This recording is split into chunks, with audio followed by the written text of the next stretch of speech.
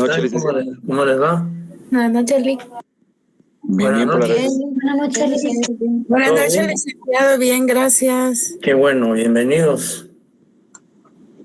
Buenas noches, licenciado. Buenas noches, ¿cómo están? ¿Cómo les va? Pregunto si se mira la presentación.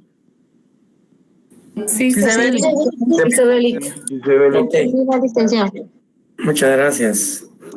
Bueno, entonces, aparte de darle la bienvenida en el que se conectan otros compañeros, vamos a dar la información textual, lo relativo a la ley orgánica del Ministerio Público y a la ley de la defensa público penal. Por razones de tiempo y quizá más práctico, vamos a realizar una comprobación de lectura el próximo jueves en relación a estas dos leyes, Ley Orgánica del Ministerio Público, Decreto 4094, y la Ley de la Defensa Público Penal, Decreto 12997. Son dos leyes relativamente pequeñas. La Ley Orgánica del Ministerio Público comprende 92 artículos y la Ley de la Defensa Pública como 68 más o menos. Y entonces vamos a hacer una comprobación de lectura el próximo jueves en horario de clase. Aquí sí no hay extraordinario porque no es examen, sino que es una comprobación de lectura. Entonces, para tener derecho a los 10 puntos que va a valer la comprobación de lectura, 5 puntos por la ley orgánica del Ministerio Público y 5 por la ley del Instituto de Defensa Público Penal. Por favor, que las leyes estén actualizadas. En el caso de la ley orgánica del Ministerio Público, la misma sufrió modificaciones en el 2016. Entonces, por favor, leyes actualizadas. Y en el caso de la ley de la defensa público penal, creo yo que también ha tenido algunas modificaciones. Es que por favor, que sean leyes actualizadas. Y les decía, la comprobación de lectura es, por supuesto, la comprobación de lectura, como me preguntan algunos compañeros, va a ser por esta plataforma, el Zoom. Entonces, va a estar ahí la comprobación y entonces, como les decía, el próximo jueves en horario de clase, tener un horario de 1 hora, hora y media más o menos, en Classroom, efectivamente en Classroom, no Zoom, sino es Classroom. Y como les decía, va a valer 10 puntos la comprobación. No hay extemporáneos, no hay porque no es examen, sino que hay que tratar de que todos estén conectados ese día y puedan realizar la comprobación de lectura. Bien, vamos entonces a iniciar nuestra clase el día de hoy y el tema pues ya está en la pizarra, proyectado en la presentación de hoy, y básicamente vamos a hablar sobre los sujetos procesales no esenciales. Concluimos con los sujetos procesales indispensables o esenciales que no pueden faltar en un proceso penal. A diferencia de estos sujetos procesales no esenciales, y por ello se denominan de esa manera, porque son sujetos cuya ausencia no afecta el desarrollo del proceso penal.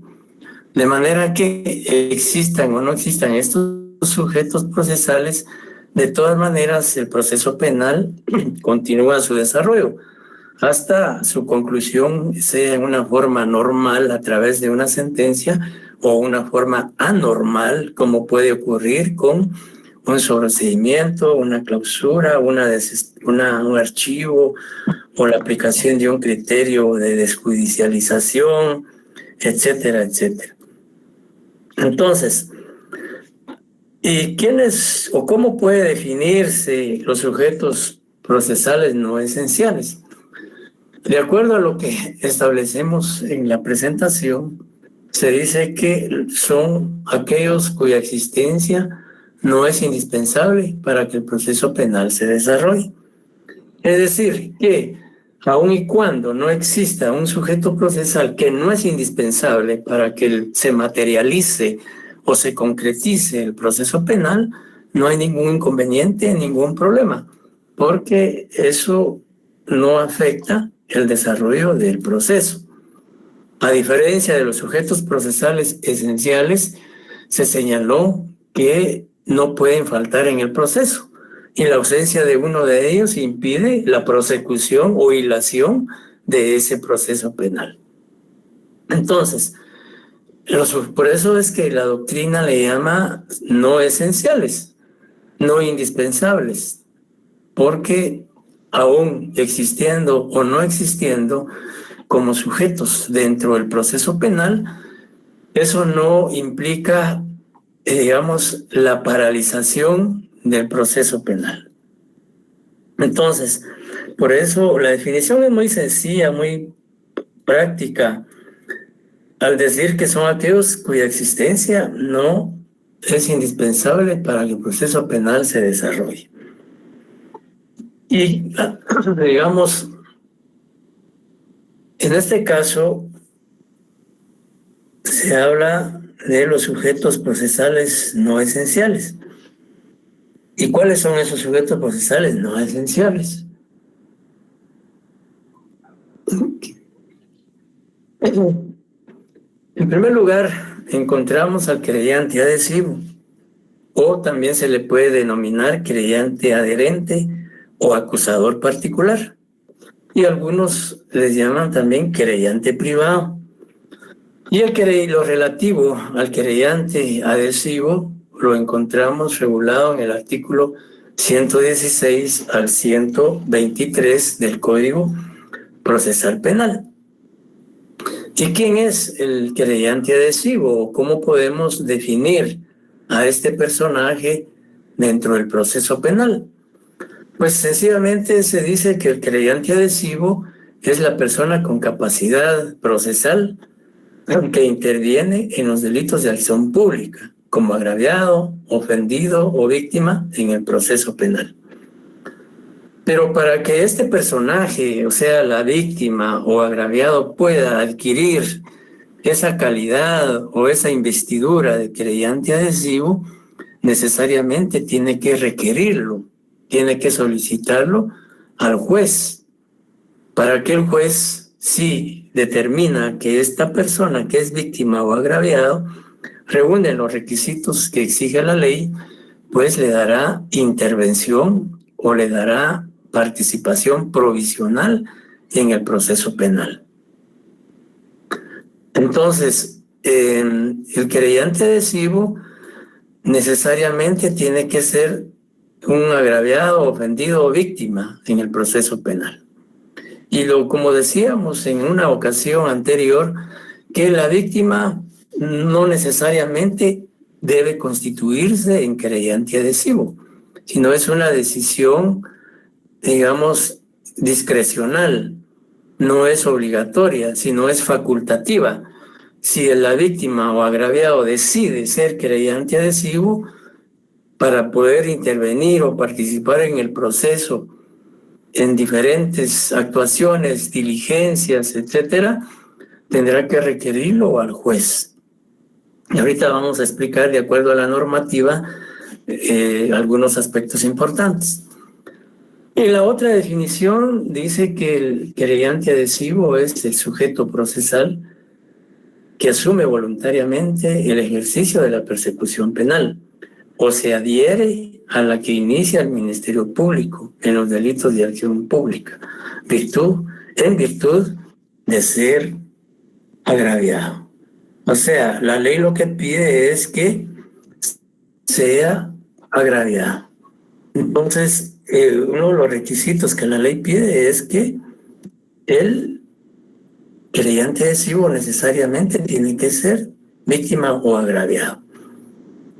Veamos rápidamente lo que dice el artículo 116 del Código Procesal Penal, que alguien que tenga el código a su disposición le dé la lectura respectiva. Artículo 116. Artículo 116. Creyente adhesivo.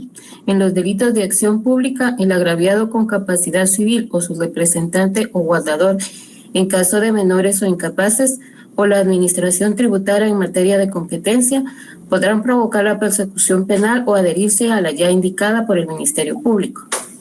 ¿Continúo? Sí, por favor.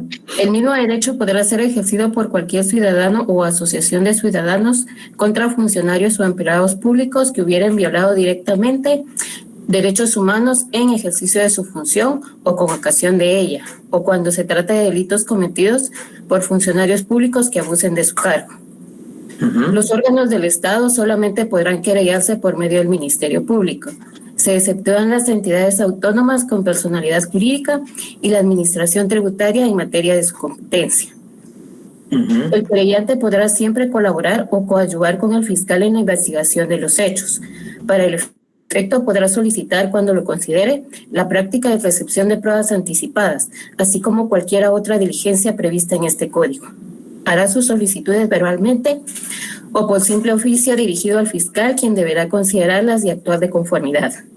Si el querellante discrepa de la decisión del fiscal, podrá acudir al juez de primera instancia de la jurisdicción, quien señalará audiencia dentro de las 24 horas siguientes para conocer de los hechos y escuchará las razones tanto del querellante como del fiscal y resolverá inmediatamente sobre las diligencias a practicarse.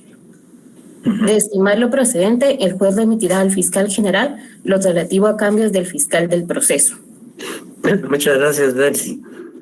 Bien, el Código Procesal Penal de una manera tal vez amplia explica, no define, pero sí explica, digamos, la función que desempeña o desarrolla el querellante adhesivo dentro del proceso penal.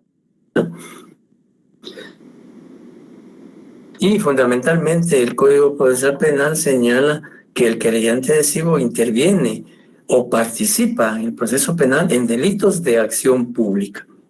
Entonces, el Código Procesal Penal admite a la víctima o agraviado, si desea, asumir esa calidad de querellante adhesivo. Como insisto, la víctima o agraviado no está obligada a asumir esa calidad, sino es una decisión facultativa o discrecional. Él decide si quiere ser querellante adhesivo o no, o sencillamente él, al promover su denuncia, pues sencillamente cumple con poner en conocimiento de la autoridad competente la comisión del hecho delictivo del cual fue víctima y hasta ahí. Pero si él quiere intervenir en el proceso, ofreciendo pruebas, participando en audiencias o cuanta diligencia sea necesaria y se practique dentro del desarrollo del proceso penal, pues puede solicitarle al juez ser admitido como querellante adhesivo. Por un lado. Por otro lado, también el Código Procesal Penal, en el artículo 116, segundo párrafo, le otorga a las asociaciones, o dice cualquier ciudadano, asociación de ciudadanos, dice, el mismo derecho podrá ser ejercido por cualquier ciudadano o asociación de ciudadanos contra funcionarios o empleados públicos que hubieran violado directamente derechos humanos en el ejercicio de su función. Aquí el Código Procesal Penal es una excepción en cuanto a admitir o aceptar como querellante adhesivo no solo a la víctima o agraviado, sino también a un particular determinado o a una asociación de ciudadanos, siempre y cuando haya existido violación, dice, de derechos humanos por empleados o funcionarios públicos en el ejercicio de su función. Eso es algo, digamos, podríamos decir novedoso, en que el legislador haya plasmado en el cuerpo normativo, o sea, Código Procesal Penal, esa facultad o ese derecho a cualquier ciudadano. No necesariamente tiene que ser la víctima o el agraviado, pero esto solo ocurre cuando haya violación de derechos humanos por funcionarios o empleados públicos en el ejercicio de su función. Si no se dan esos supuestos, no podría entonces cualquier ciudadano ser querellante adhesivo o asociación de ciudadanos. En algunos casos se ha dado este tipo de situaciones cuando, por ejemplo, en delitos de violencia contra la mujer o delitos por agresión sexual, hay asociaciones como, por ejemplo, la Fundación Mirna Mac, la Fundación Sobrevivientes y otras similares que, sin ser afectados o sin ser víctimas o agraviados del delito, por, digamos, concurrir la violación a derechos humanos por funcionarios o empleados públicos, se constituyen como querellantes adhesivos y son admitidos como tales por reunir los supuestos o presupuestos que establece el segundo párrafo del artículo 116. Ahora bien, ya en una ocasión vimos lo que regula el artículo 117 en cuanto a quienes considera víctimas o agraviados el Código Procesal Penal. Veamos el artículo 117. No obstante que ya en alguna ocasión en clase tuvimos la oportunidad de leerlo y hacer referencia a ello. Sin embargo, atendiendo a que el tema es relativo al querellante adhesivo, pues retomemos la lectura de ese artículo. Artículo 117, reformado por el artículo 7 del decreto 18/2010 del Congreso de la República. Agraviado. Este código denomina agraviado, reforma por el artículo 38 del decreto 21/2016. Víctimas se entenderá por víctimas a las personas que individual o colectivamente hayan sufrido daños, incluidas lesiones físicas o mentales, sufrimiento emocional, pérdida financiera o menoscabo sustancial de sus derechos fundamentales, como consecuencia de acciones u omisiones que violen la legislación penal vigente. Se incluye además, en su caso, al cónyuge, a los familiares o dependientes inmediatos de la víctima, directa y o a la persona que conviva con ella en el momento de cometerse el delito, y a las personas que hayan sufrido daños al intervenir para asistir a la víctima en peligro o para prevenir la victimización. Ajá. Sigo. Sí, por favor. Derogado por el artículo 39 del decreto 21/2016. A los representantes de una sociedad por los delitos cometidos contra la misma y a los socios respecto a los cometidos por quienes la dirijan, administren o controlen. Uh-huh. Y a las asociaciones en los delitos que afecten intereses colectivos difusos, siempre que el objetivo de la asociación se vincule directamente con dichos intereses. El agraviado, aun cuando no se haya constituido como querellante adhesivo de conformidad con el presente código, tiene derecho a... Hasta ahí dejemos. Muchas gracias, Nora. Bien, entonces, para ser querellante adhesivo es menester cumplir con lo regulado en el artículo 117, es decir, que sea víctima directa o indirectamente, cónyuge, parientes, etcétera, todos los personajes a que se refiere el artículo 117.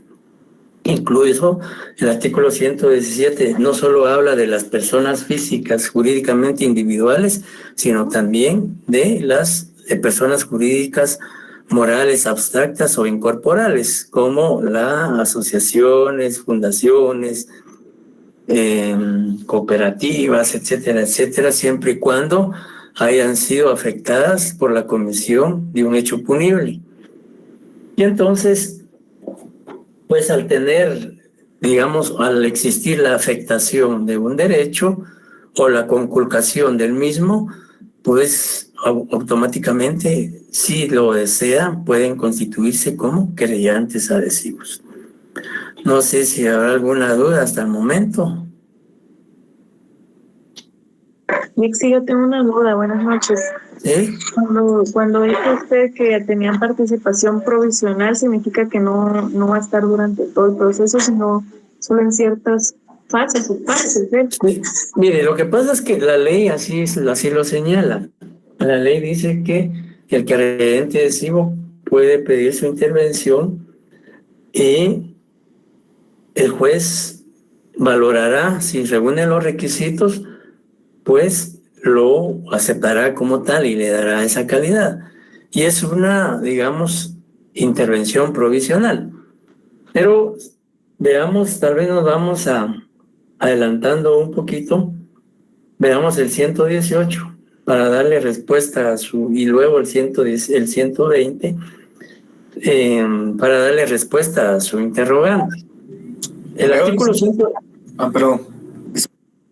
artículo 118 señala que la solicitud de acusador adhesivo deberá efectuarse siempre antes que el Ministerio Público requiera la apertura al juicio o sobreseimiento. Vencida esta oportunidad, el juez la rechazará sin más trámite. El 120, intervención. El querellante por adhesión intervendrá solamente en las fases del proceso hasta sentencia, conforme lo dispuesto en este código. Estará excluido del procedimiento para la ejecución penal. Entonces, prácticamente, en efecto, el tribunal le da una intervención al querellante en forma provisional, pero veamos también lo que dice el artículo 121. El 121 dice, decisión, el juez que controla la investigación dará intervención provisional al querellante que lo solicite o la rechazará si no la encuentra arreglada la ley, notificando a ello al Ministerio Público para que le otorgue la intervención correspondiente. Entonces, veamos a la última parte de, digamos, del artículo mencionado. Dice, la admisión o el rechazo será definitivo cuando no exista oposición o se renueve la solicitud durante el procedimiento intermedio. Digamos, para que una persona sea admitida como querellante adhesiva o adhesivo en forma definitiva de conformidad al artículo 121, último párrafo, antes o en la etapa intermedia, digamos en el procedimiento intermedio, el querellante adhesivo que haya sido admitido provisionalmente debe formular una petición en el sentido de que sea admitido en forma definitiva. Entonces ya va a tener, si es admitido como tal, va a tener ya participación hasta sentencia, en todo el proceso hasta que llegue a sentencia.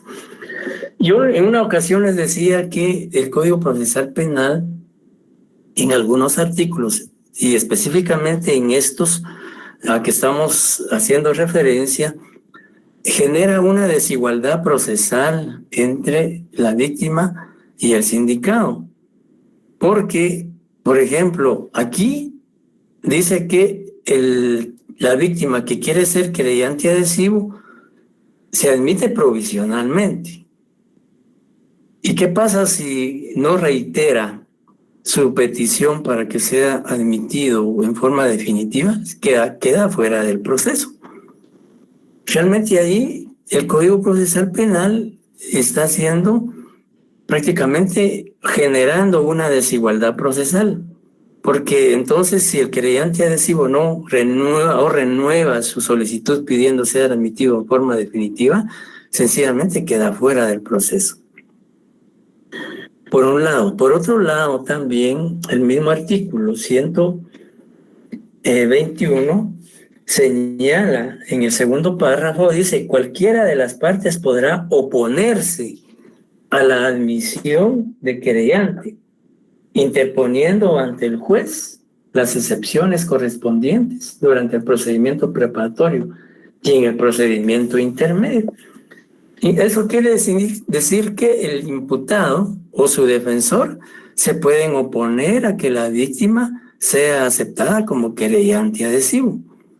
Allí evidenciamos otra desigualdad procesal. A cuenta de que, se le impide a la víctima constituirse como querellante adhesivo. Tiene todo el derecho, tiene toda la facultad de ser parte de ese proceso penal, nada más y nada menos que es la víctima, es la afectada. Son artículos a los cuales se cuestiona mucho, porque prácticamente ahí está el querellante y la víctima, está en una gran desventaja ante esas situaciones. Prácticamente la ley le está dando ahí el derecho a ser querellante adhesivo si en un momento dado no plantea su petición para ser admitido en forma definitiva. O sea, no debería de ser así realmente. Si hablamos de igualdad procesal, no debería ser eso, porque la víctima, al constituirse como querellante adhesivo, debe ser aceptado en forma definitiva sin necesidad de que requiera nuevamente su admisión en forma definitiva. Porque, como les decía, eso genera una desigualdad procesal, una desventaja para la víctima.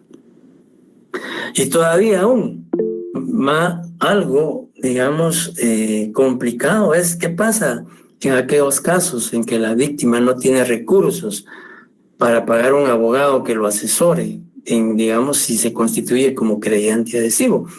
Aunque la ley no exige que el querellante adhesivo tenga que estar asistido con un abogado.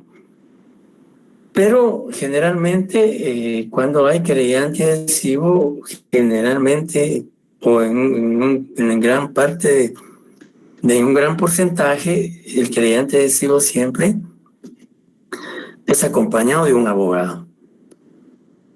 Pero hay muchos casos también en los cuales el querellante adhesivo precisamente no decide asumir esa calidad porque no tiene recursos para pagar un abogado en un momento dado en donde se requiera la intervención de un profesional del derecho.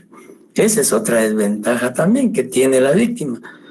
Aunque, como les digo, en algunos casos algunas asociaciones o fundaciones los apoyan con abogados, pero no es la regla general, como ocurre en el caso del imputado, que está la defensa público penal que le proporciona un abogado si éste no puede pagar con sus recursos un abogado privado. O sea, aún y cuando actualmente el proceso penal ya le da importancia a la víctima, se siguen manteniendo algunas desventajas y alguna desigualdad procesal. Entonces, a eso se debe que es admitida en forma provisional. No sé si quedó claro o alguna ampliación más. Sí, Lick, muchas gracias. Licenciado, Bien. yo tengo una duda. ¿Diga? Podría ser de que como lo aprueban provisionalmente y después puede suceder que ya no le aprueben que continúe como querellante adhesivo o no. ¿Cómo? Podría suceder de que después de que se terminó como que el plazo temporal y vuelva a solicitarlo ya no se lo aprueben. Sí, podría ser.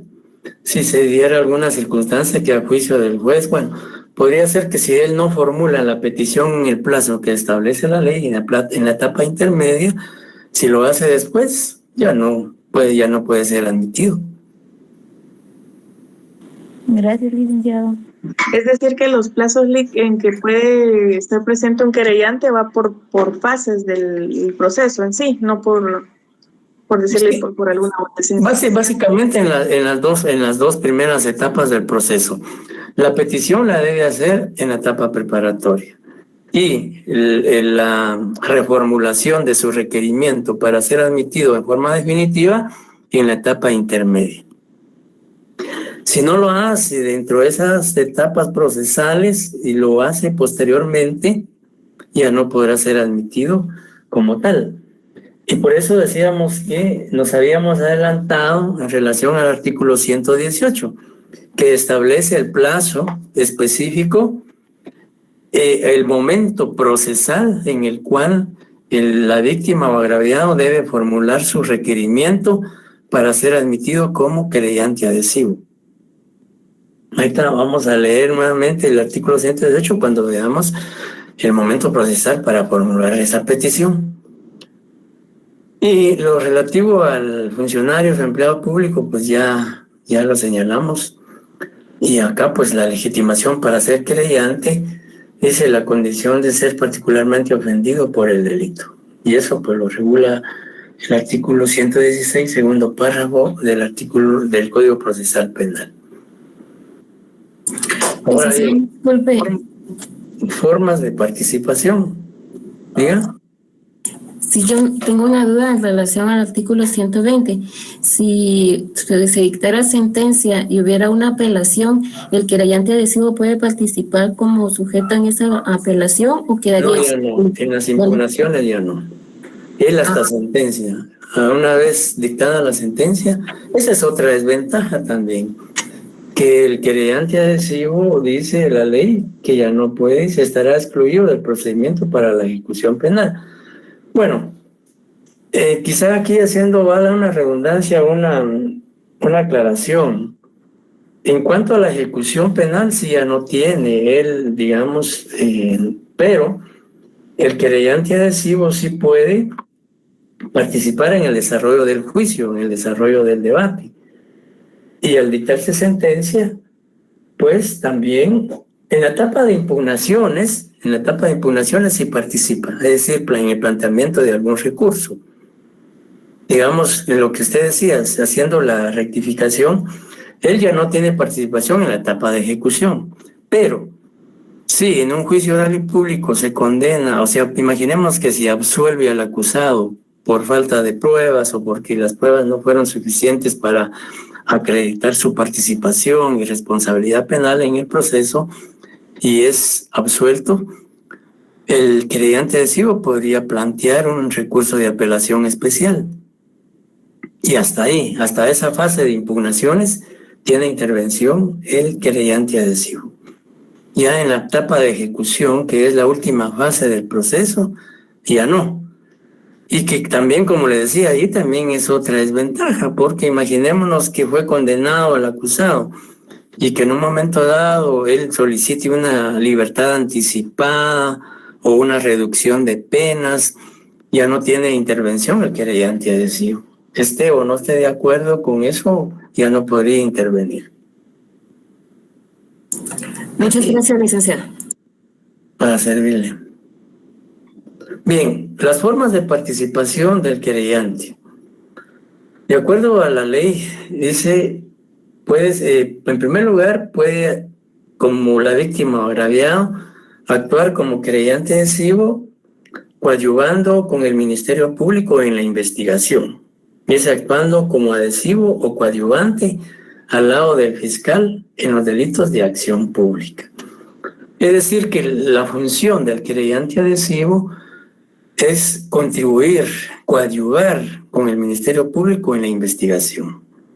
Es decir, que él puede ofrecer pruebas, él puede incluso interrogar al detenido en su primera declaración, asistir a audiencias de acusación, es decir, en todas las diligencias del proceso. Precisamente para eso es que él decidió ser querellante adhesivo, para tener una participación directa, personal y activa dentro de ese proceso penal. Y la otra forma dice, actuando como único acusador sin intervención del fiscal cuando se trate de delitos de acción privada. Y aquí en este caso pues vamos a hablar directamente de lo que es el querellante exclusivo, porque la ley clasifica al querellante de dos tipos o dos clases. Por un lado, el querellante adhesivo, que es el que interviene en delitos de acción pública. Por el otro lado, encontramos al querellante exclusivo, cuya intervención es básicamente en delitos de acción privada. Así lo establece la ley. Veamos nuevamente el Código Procesal Penal en el artículo 122, que se refiere al querellante exclusivo. Alguien, por favor, que le dé lectura al 122. Artículo 122. Gracias, Iris. Cuando conforme a la ley, la persecución fuese privada, actuará como creyente la persona que sea el titular del ejercicio de la acción. Muchas gracias. Ahí podemos hacer un llamado y relacionar el artículo 122 con el artículo 539 del Código Procesal Penal. Y si alguien, por favor, le da lectura al 539 del Código Procesal Penal. Artículo 39. Querella. Quien pretenda querellarse y acredite carecer de medios económicos para hacerlo, podrá solicitar el patrocinio del Ministerio Público. Este precepto rige especialmente para casos de delito de acción privada. Admitido el patrocinio, el interesado expedirá el poder especial correspondiente mediante acta ante el Ministerio Público. Entonces, el querellante exclusivo solo interviene en delitos de acción privada. Y si no tiene recursos económicos para tal función, pues acude al Ministerio Público a requerir que en su lugar el Ministerio Público lo represente, siempre y cuando acredite, demuestre que en efecto carece de medios económicos para constituirse él como querellante exclusivo en un delito de acción privada. Lic, una pregunta, buenas noches.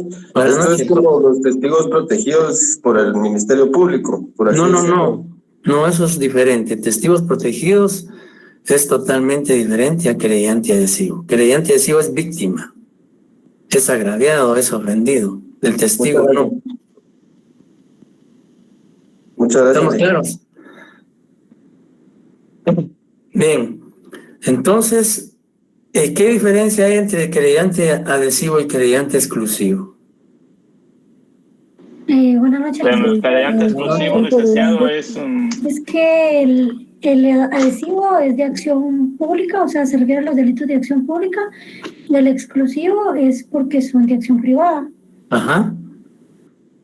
Sí, básicamente esa es la diferencia. Y también que en el de acción privada, pues solamente va a intervenir el MP cuando sea solicitado por el querellante.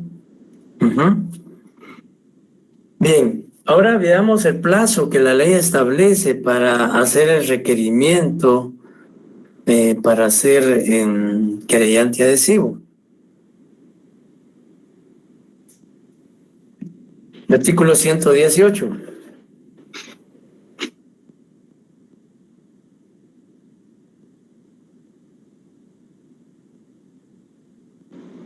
Artículo 118. Oportunidad.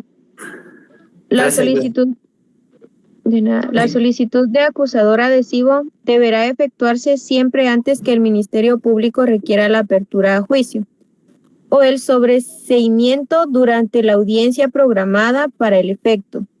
Vencida esta oportunidad, el juez la rechazará sin más trámite. Así es. Entonces, de acuerdo a la ley, el momento procesal para poder solicitar ser admitido como querellante es antes, dice, que el Ministerio Público requiera la apertura a juicio. Es decir, al finalizar la etapa preparatoria, el Ministerio Público presenta la solicitud de apertura a juicio o sobreseimiento. Entonces, antes de que el Ministerio Público haga esas peticiones al juez contralor de la investigación, se debe formular al juez la petición de querellante adhesivo. Es decir, se le solicita al juez, no al Ministerio Público, sino al juez, y el juez, si lo admite, lo hace del conocimiento del Ministerio Público para que el Ministerio Público le dé participación en la investigación. Entonces ya pues vimos el momento procesal, requisitos, etcétera. Luego pues ya nos corresponde digamos ver lo que dice el artículo 117, aunque ya lo establecimos, que es agraviado, dice definiciones de agraviados. es la persona afectada directamente por la comisión del delito, sea víctima, ofendido o agraviado. Luego encontramos en... Licenciado, una pregunta antes de continuar. Mire, dijo que el Ministerio Público presenta la solicitud de apertura a juicio al final de la etapa preparatoria. Ajá, la etapa, sí. Al final de la etapa de preparatoria o la etapa de investigación, el Ministerio Público tiene la oportunidad, varias alternativas. Presentar acusación, presentar sobreseimiento, presentar clausura, presentar criterio de oportunidad o archivo del proceso. Eso lo vamos a explicar más adelante. Entonces, si el Ministerio Público va a acusar, el querellante tiene que presentar su petición al juez durante el procedimiento preparatorio, antes que el Ministerio Público presente la acusación o la apertura a juicio o el sobreseimiento. La ley no dice, no dice de que si puede presentarse, digamos, si el Ministerio Público, por ejemplo, presenta la clausura provisional. La ley no dice si también en ese caso el querellante debe presentar antes de que el Ministerio Público presente clausura provisional su petición de querellante adhesivo. Creo que lo más correcto hubiese sido, o la redacción más adecuada hubiese sido que antes que el Ministerio Público presente el acto conclusivo para, digamos, cubrir todos los actos conclusivos que el Ministerio Público podría presentar en la etapa, al concluir la etapa preparatoria. Licenciado, o sea que, por ejemplo, si una persona se quiere querellar como creyente adhesivo, en la etapa intermedia ya no se podría, o sí podría en esa audiencia. No, ya no. Tiene que ser antes de que el Ministerio Público presente la acusación o la apertura sobre... Porque ya en la audiencia, prácticamente ahí es donde se va a discutir la acusación. Ya la acusación está presentada. En la primera audiencia sería ya para definir que quede como querellante definitivo. Sí, digamos, o incluso al momento de presentar su denuncia, de una vez puede simultáneamente pedirle al juez que sea aceptado como querellante adhesivo.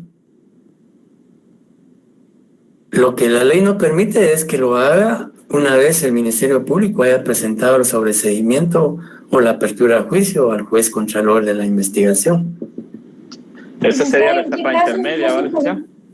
¿Perdón? ¿Me podría hablar más recio? Que no le escucho. No, licenciado, le preguntaba cuál sería la etapa donde el Ministerio Público presenta la solicitud de apertura a juicio. Al concluir la etapa de investigación o la etapa preparatoria y al presentar cualquiera de los actos conclusivos a que se refiere la ley, en el momento que la presenta, inicia la etapa intermedia. Licenciado, o sea, la etapa intermedia se inicia con la presentación del acto conclusivo por parte del Ministerio Público. Licenciado, ¿cuáles serían los motivos por los cuales se podría negar la adhesión como creyente? Que no sea víctima, que no sea ofendido, que no esté comprendido dentro de los que establece el artículo 117. ¿Y eso lo determina el juez ya en esa primera...? Por supuesto, el juez, cuando el juez recibe la petición de la víctima o agraviado para ser aceptado como tal, tiene que analizar y ver si reúne los requisitos, por un lado. Por otro lado, también que la petición sea presentado dentro del plazo que establece la ley. Por eso es que queda como provisionalmente en la etapa esa de investigación. Sí. La ley así dice, provisional, como le digo, aunque realmente no debería ser así. Lic, perdone, buenas noches. Katia, yo le entendí que para la solicitud de querellante adhesivo de acción pública, esta se realiza antes de que el Ministerio Público... lo que dice el artículo 118. Exactamente, pero tengo dudas con el querellante adhesivo de acción privada. No es adhesivo, es exclusivo. Exclusivo de acción privada, y escuché yo que esta se hace ante el juez, ¿verdad? Las dos peticiones se hacen ante el juez, tanto creyente adhesivo como exclusivo ante el juez.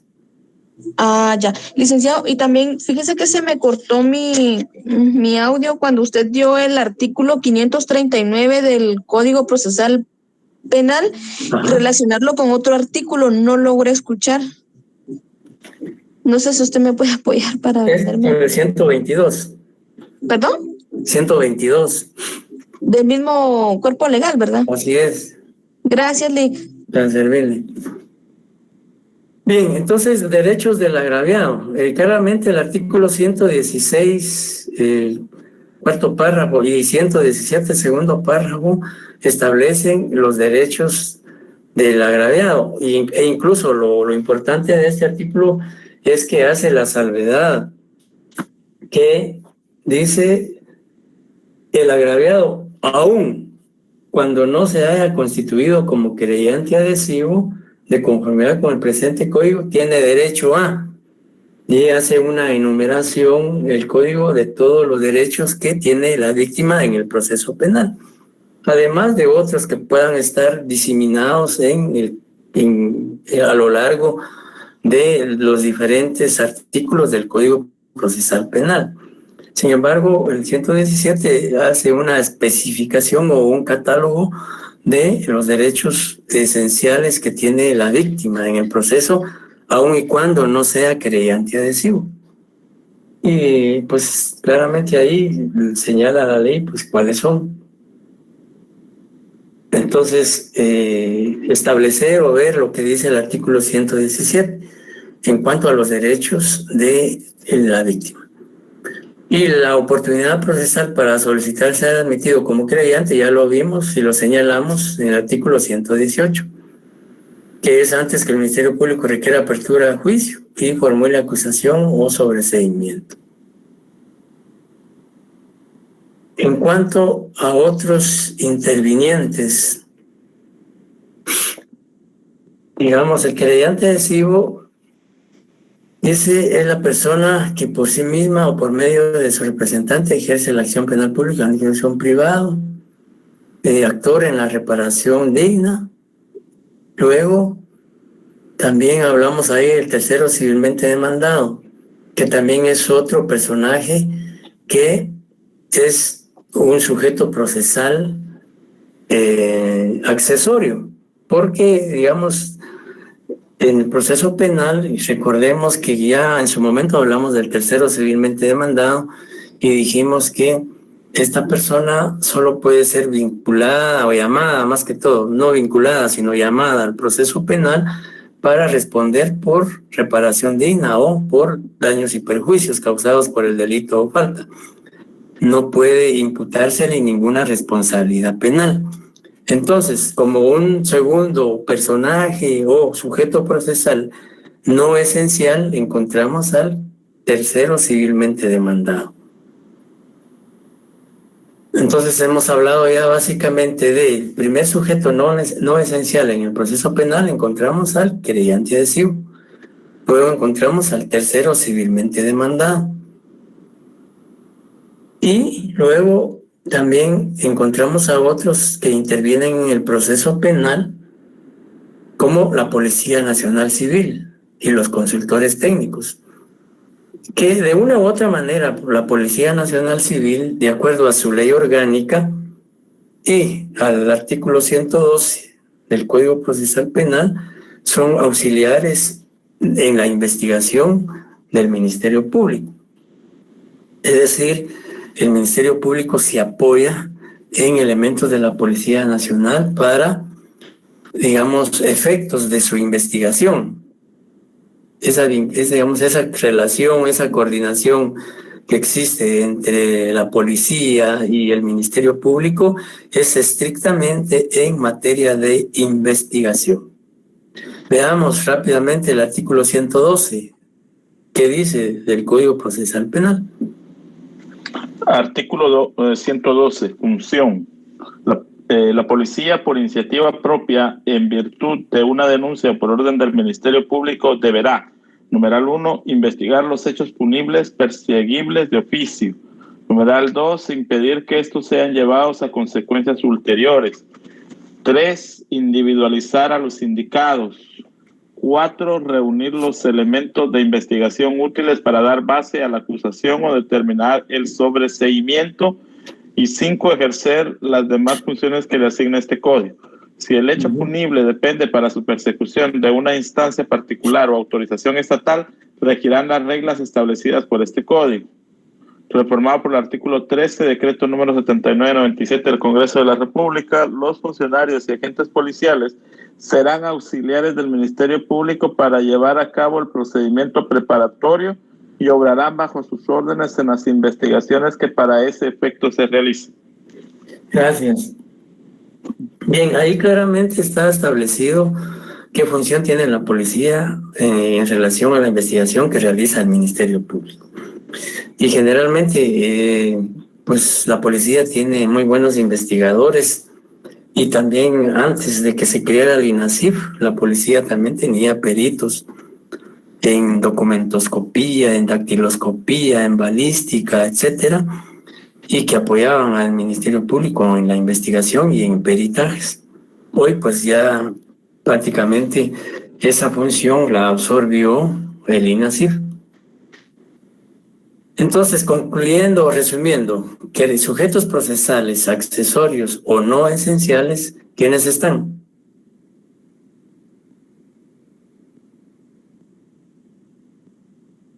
El creyente adhesivo, la Policía Nacional Civil, los consultores técnicos y el tercero civilmente demandado. Ajá. Y también está el querellante exclusivo en delitos de acción privada. Porque si el querellante exclusivo en delitos de acción privada no acciona, pues obviamente no hay proceso.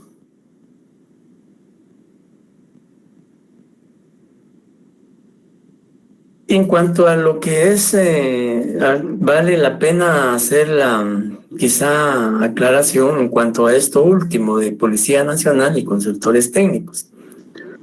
En cuanto a algunos, yo los he citado aquí como, digamos, más que todo, tal vez no como sujetos procesales, porque por eso le pusimos ahí otros intervinientes. Y hago la aclaración para que no consideremos que tanto la Policía Nacional como los consultores técnicos sean, digamos, sujetos procesales no esenciales, sino que estos más que todo son, digamos, tanto la policía como los consultores técnicos intervienen en el proceso. La Policía Nacional, porque por disposición de la ley, tienen que ser auxiliares del Ministerio Público en la investigación, ¿ya? Y que ellos, pues por supuesto, con las funciones que desarrollan en materia investigativa, aportan al Ministerio Público información o contribuyen a través de sus investigadores realizar, valga la redundancia, la investigación que el Ministerio Público les señale, les indique. Entonces, estos prácticamente no son ni parte ni sujetos procesales, sino que prácticamente son colaboradores o auxiliares en la Administración de Justicia y sobre todo la Policía Nacional en materia de investigación con el Ministerio Público. Y en cuanto a consultores técnicos, pues los mismos, digamos, participarán en el proceso siempre y cuando alguna de las partes o el Ministerio Público requiera la intervención de consultores técnicos para determinada diligencia. Y miremos el artículo 141. ¿Qué dice el artículo 141? Artículo 141. Consultores técnicos.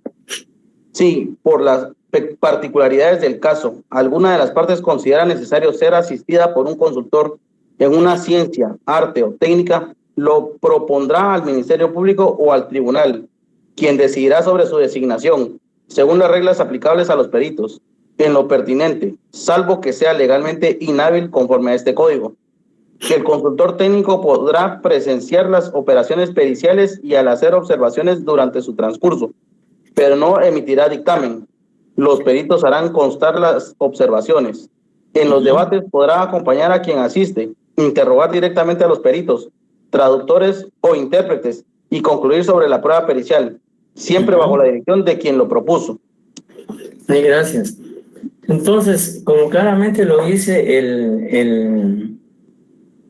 la ley en el artículo 141, los consultores técnicos pues son más que todo propuestos o requeridos por alguna de las partes o por el Ministerio Público, cuando sea necesario, digamos, su participación en alguna ciencia, arte, etcétera, ¿verdad?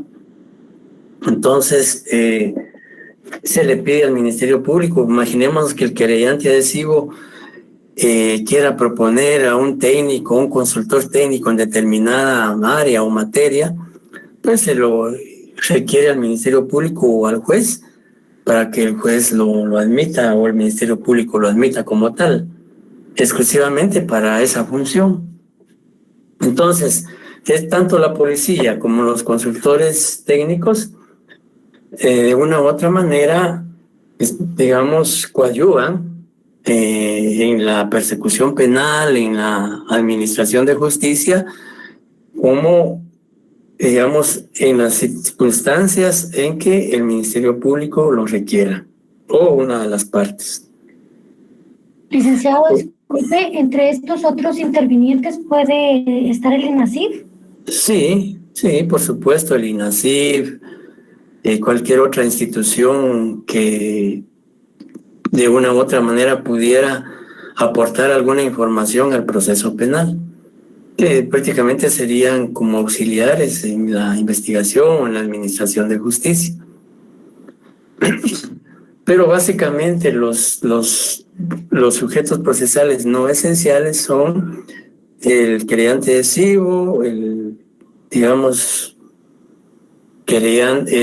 tercero civilmente demandado, y también el querellante exclusivo, aunque el querellante exclusivo, ahí sí que hacemos la aclaración, que el querellante exclusivo en delitos de acción privada se convierte en un sujeto procesal principal, porque si no existe un querellante exclusivo para promover la acción privada, no habría proceso penal. Entonces eso también es importante destacarlo, que el querellante exclusivo se convierte en sujeto procesal esencial en los delitos de acción privada, porque sin su intervención, sin su participación, sin que él promueva la acción privada, no sufriría el proceso penal, no se materializaría. Bien, compañeros, no sé, pues hasta ahí estamos con este tema.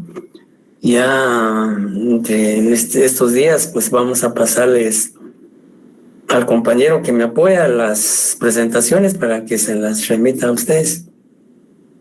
Licenciado, una pregunta, disculpe, en el caso del querellante provisional, adhesivo, provisional y definitivo, se está hablando de la misma persona, pero en las diferentes etapas del...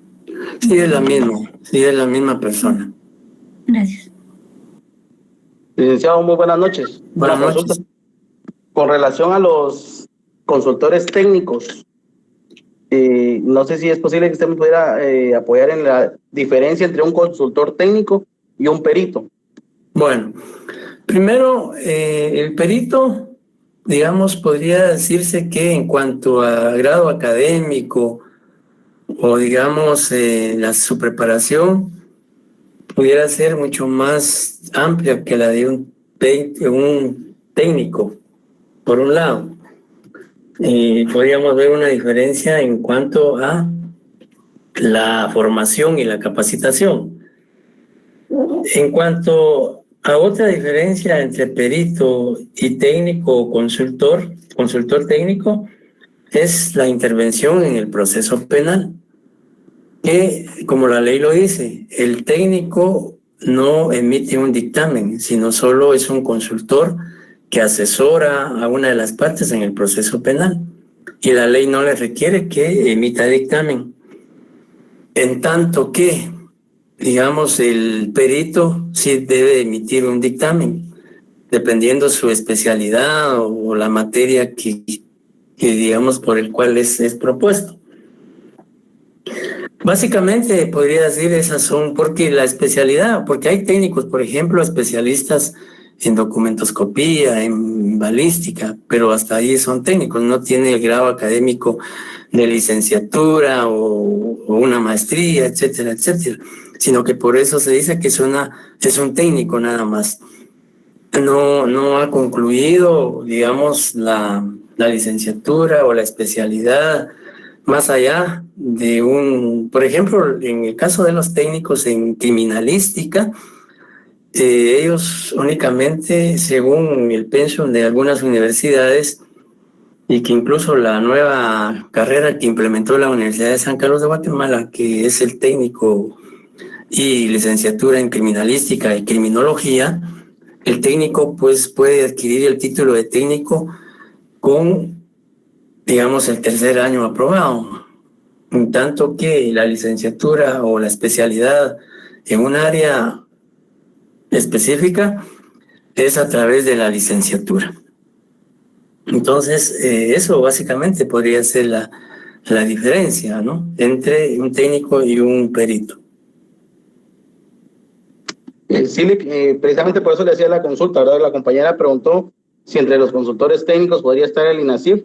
Yo le diría que el INACIF, la mayoría son peritos, no tienen un grado académico técnico, sino que son ya unos profesionales en cada una de las áreas. Ajá. Y por un lado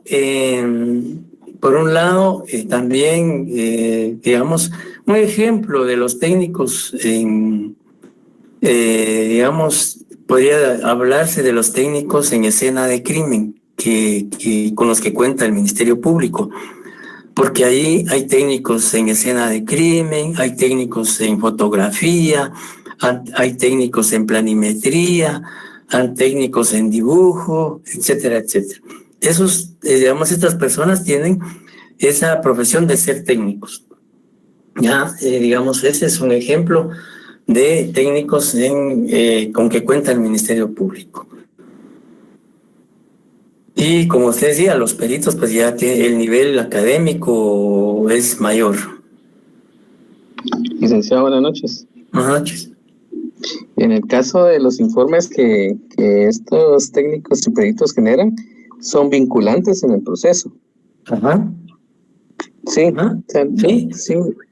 Digamos el peritaje que emita un perito, valga la redundancia, por ejemplo, en balística, dentro de un proceso penal, es válido, digamos, es prueba. Y recordemos que digamos, ya en un juicio oral y público, el perito tiene que llegar a ratificar su dictamen. Y también puede ser cuestionado, interrogado por las partes en relación a ese dictamen. Y si ese dictamen no es redarguido de nulidad o falsedad, obviamente adquiere la autenticidad que de conformidad con la ley se le debe asignar. Y por eso es que en un juicio oral y público los jueces de sentencia, al emitir su fallo judicial, hacen un análisis y una valoración de esas pruebas, incluyendo los peritajes. Y ahí ellos indican si le dan valor o no a ese peritaje, teniendo que argumentar por qué le dan valor y por qué no le dan valor. Entonces esos peritajes son válidos, primero porque son expedidos por profesionales en la materia.